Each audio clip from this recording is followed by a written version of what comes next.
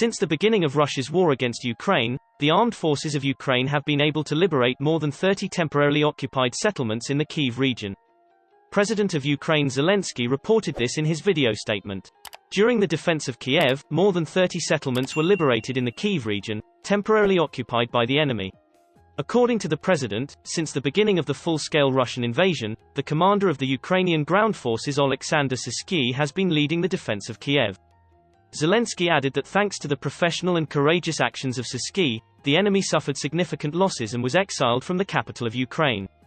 The president added that he awarded Oleksandr Syrskyi with the Order of Bohdan Khmelnytsky, second class. President Volodymyr Zelensky said on Sunday that he would reject any peace deal that requires Ukraine to recognize the independence of the two Russian-backed separatist regions, but suggested there may be a model of understanding to be reached in the land. Mr. Zelensky also said that if Ukraine fails to join the NATO military alliance, he will seek a more limited coalition of countries, including some NATO members, that can help deter future attacks from Russia.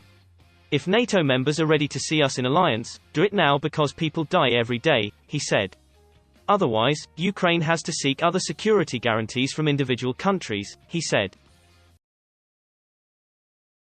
Street battles are raging in Mariupol, and the Ukrainian military continue to defend the city.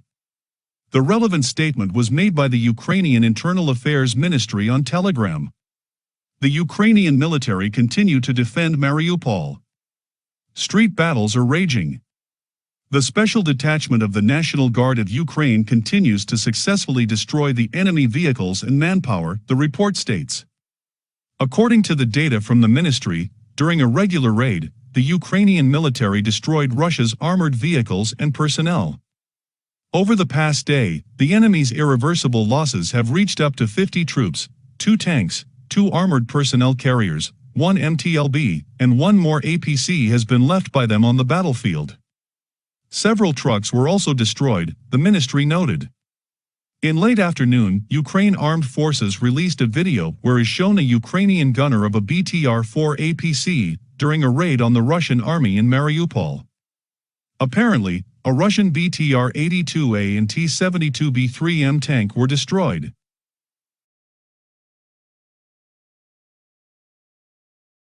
Ukrainian artillery forces destroy Russian invaders for 6th time in Chornobayvka. In the village of Chornobayvka, Kherson region, the Ukrainian artillery forces have destroyed Russian invaders for the 6th time. The relevant statement was made by advisor to Ukrainian Internal Affairs Minister Vadim Denisenko during a telethon, and Ukrinform correspondent reports. According to Denisenko, these are preliminary data, which are yet to be confirmed by the General Staff. Meanwhile, the armed forces of Ukraine killed the 5th Russian general in Chornobayvka, Lieutenant General Andrei Mordvichev, who was responsible for the situation in eastern Ukraine. The 5th general over the past 3 weeks. The Soviet Union has never lost 5 generals in 3 weeks. Russian troops' morale collapsing as Ukraine wipes the floor with them, military expert claims. Ukraine is humiliating Russia on the battlefield and wiping the floor with them in terms of world opinion, a UK military expert said yesterday.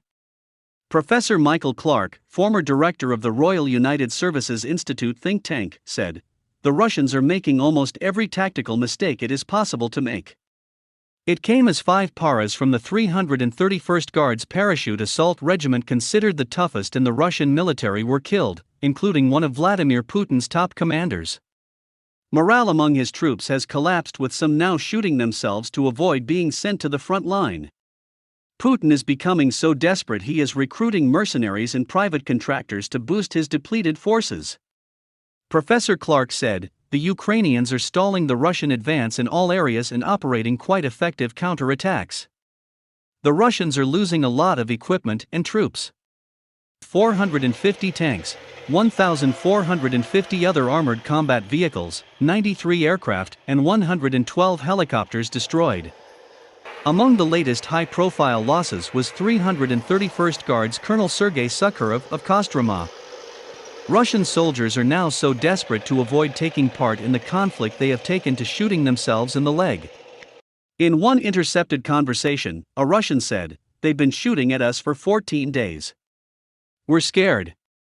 were stealing food, breaking into houses. Officers shoot themselves in the legs to go home. There are corpses everywhere. Another said troops look for Ukrainian ammunition to shoot themselves in the legs and go to hospital. Incredible footage shows a massive explosion as a soldier narrowly avoids being blown up. A group of Ukrainian operators can be heard cheering in the background. The clip was obtained from the General Staff of the Armed Forces of Ukraine along with a statement that said that the weapon systems used were PTRK Stugna-P anti-tank missile systems. The Stugna-P is a second-generation, Ukrainian laser-guided anti-tank missile system that was developed by the Kiev Design Bureau Luch. They typically fire 130mm caliber missiles and can be operated by remote control from a distance of up to 50 meters. The clip shows the screen of the operators as they fire slightly off target at first, but with the missile eventually hitting its target.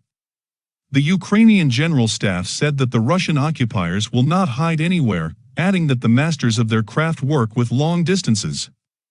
They signed off with the now famous slogan Slava Ukraini, which can loosely be translated into English as Glory to Ukraine. This is Tatiana Chornovol, a former nationalist member of parliament who is now fighting in frontline trenches, working as an anti-tank guided missile operator just north of Kiev. Here, she describes her most recent hit. I switched it on and saw tanks on the screen. They just entered within the range of my missile. I took aim and destroyed the first tank. Interestingly, the rocket was flying for quite some time. Perhaps the tanks registered the rocket's launch and managed to turn back, but I shot it right at the fuel tanks and the ammunition load has detonated. The tank literally flew off the road and now it is somewhere in the road ditched in the forest. After that we came under fire, not for long. All during this time Russian military vehicles were turning back and escaping. So one destroyed tank was enough to stop the attack, for the column to turn back and run away. A high-profile anti-corruption campaigner, Tatiana, who is also a former journalist, was one of the leaders in the Euromaidan protests. She turned to politics in 2014 and was elected a member of the Nationalist and Conservative People's Front Party. But now she's part of a unit tasked with engaging and destroying Russian tanks and armoured vehicles to stop its approach on the Ukrainian capital. Tatiana is a war widow herself. Her husband, Mykola Berezhovy, served as a volunteer fighter in the right-wing paramilitary Azov battalion. He was killed during fighting in eastern Ukraine in 2014.